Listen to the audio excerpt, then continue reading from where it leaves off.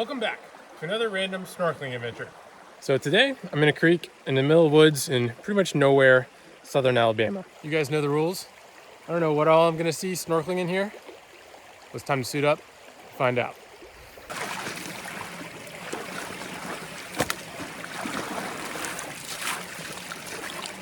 Also, check out the shirt. I made that.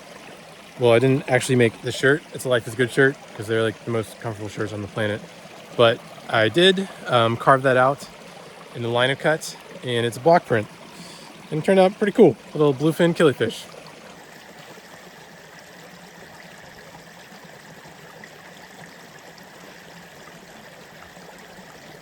I know it's a beautiful day, but don't let it fool you. That creek water is still very, very cold. So wetsuit is still needed.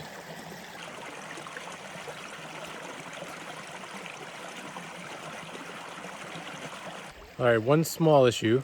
I forgot my creek stomping shoes at home. So we're going with the dogs free today. Should be fine. I grew up doing this all the time, barefoot, but the dogs will probably be barking by the end of it. It is what it is. We'll carry on. Some of the rocks are pretty sharp.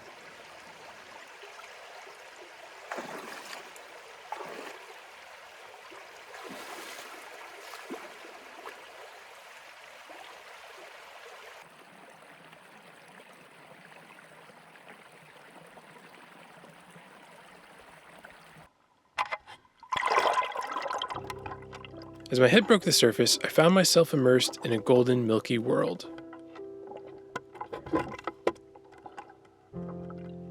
This area is on the tail end of a drought, so despite a lingering murky haze in the water column, this is still about as clear as the creek ever gets.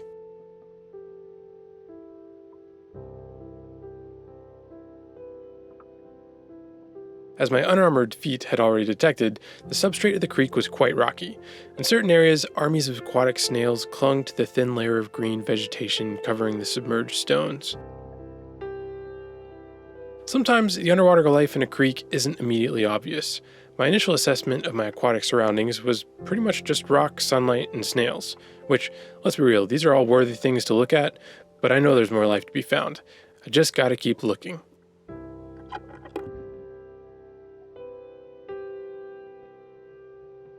Sure enough, flashes of movement caught my eye. A whole community of small fish were gathered in pebble-filled pockets of the creek bed. These are black-banded darters, and the longer I looked, the more I saw.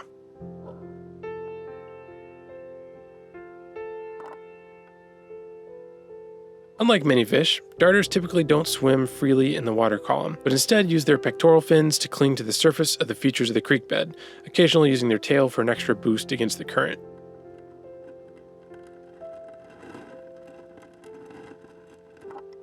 It's kind of like they're in a perpetual planking position. This section of the creek had a pretty strong current, and it was pretty comical to see these 2 to 3 inch fish get blown about in the rushing waters.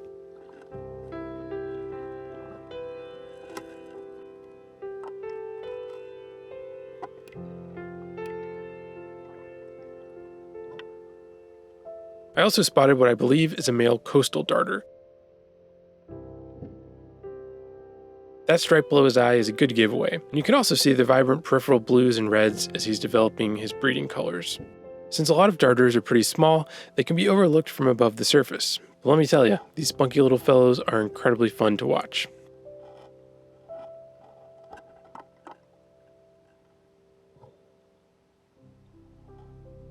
I decided to continue my exploration, leaving the shallow, swift section of the creek behind and heading upstream towards deeper waters. You might think that the murkiness of this creek would subtract from its snorkelability. And while, yeah, this isn't tropical island levels of water clarity, but I would argue the murk actually adds to the beauty of this ecosystem. I mean, without it, you wouldn't get these ethereal sunbeams.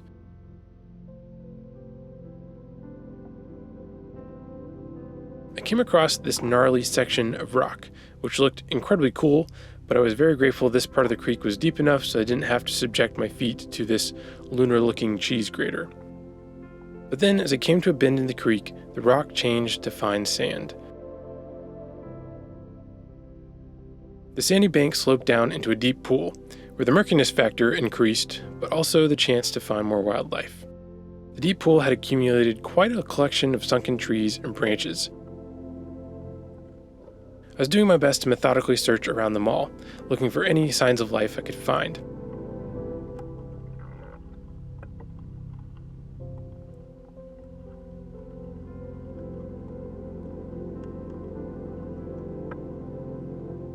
Not gonna lie, it was pretty eerie down here, surrounded by drowned and gnarled branches, but it was also still beautiful in its own spooky way.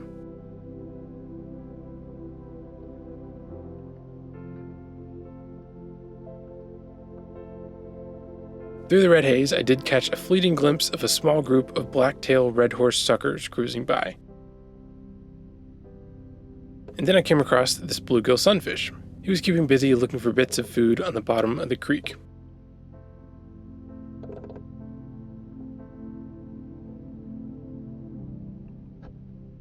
But now the creek was proving pretty challenging to navigate and to find wildlife. Honestly, I was wondering if I'd see much else. But then I stumbled across a pair of turtles. However, they were so wary of me that they disappeared. And with only 10 feet of visibility to work with, I was searching everywhere trying to find them again. But as I searched, I swam over a large log that I had already passed by several times. This time, an enormous shape finally caught my eye. Tucked under a fallen log was an enormous alligator snapping turtle. This tank of a turtle was over 3 feet long and easily 100 pounds. When the Endangered Species Act made the harvest of sea turtles for soup illegal in 1973, soup companies turned to the next biggest turtle with no protections, the alligator snapping turtle. This led to a sharp decline in their populations everywhere, and although big soup doesn't pose a primary threat to the species anymore, the myriad of problems facing freshwater habitats, even murky waterways in the woods, still does.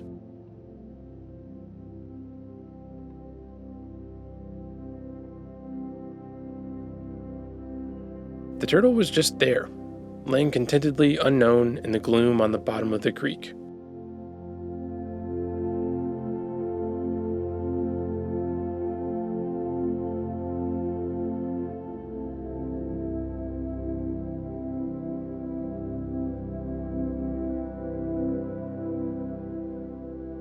You might have already noticed, but hanging out with the snapper was a stunning little long-eared sunfish.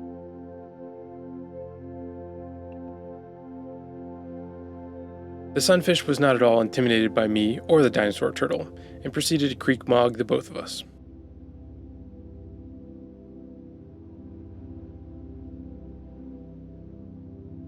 From the surface, you'd never know this ancient creature existed. Even at just 10 feet down on the bottom of the creek, this turtle might as well be on a different planet. Which is why it's often worth throwing on a mask and snorkel and having a look around. If anything, just as a reminder that their world and ours are one and the same.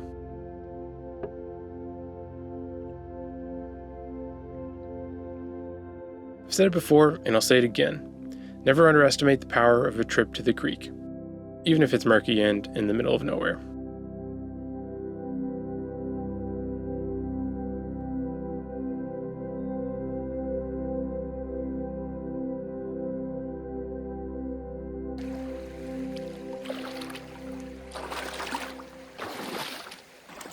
Alright, my feet are numb because the water's cold, which is not a good combination when you're barefoot walking in a creek, but they hurt. But we made it back to shore. The stuff. On my way back to the car, but it turns out that little tributary near where I put in was actually spring fed, and there's a little spring here. So it's really small. I don't think I'm gonna see too much in here, but I'm gonna get in, check it out.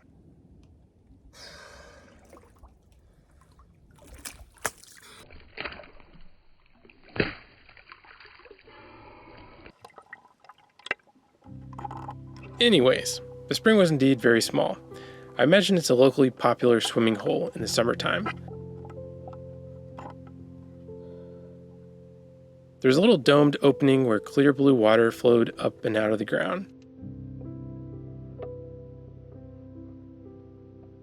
Of course, there are plenty of fish to be found, including this spotted sunfish. The afternoon sunlight refracted through the crystal clear water into shattered rainbows on the fish and the surrounding spring floor.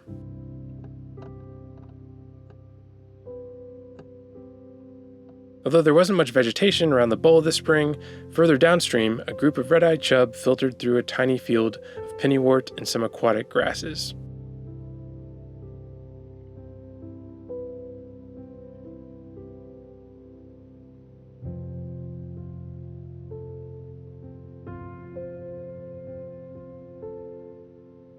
The little chubs were also zooming about in the spring vent, picking out tiny bits of food tossed up into the water column by the current.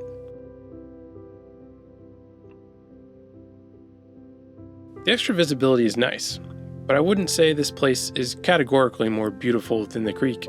It's just different, all part of the myriad of freshwater diversity that lattices the southeastern United States. It's all good.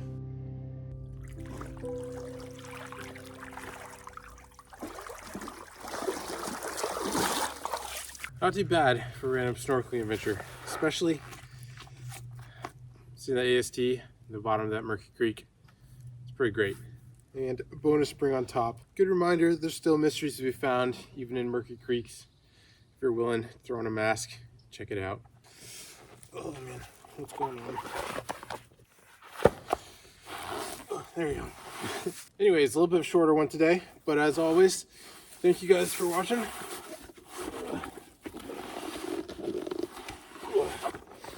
And I'll see you next time.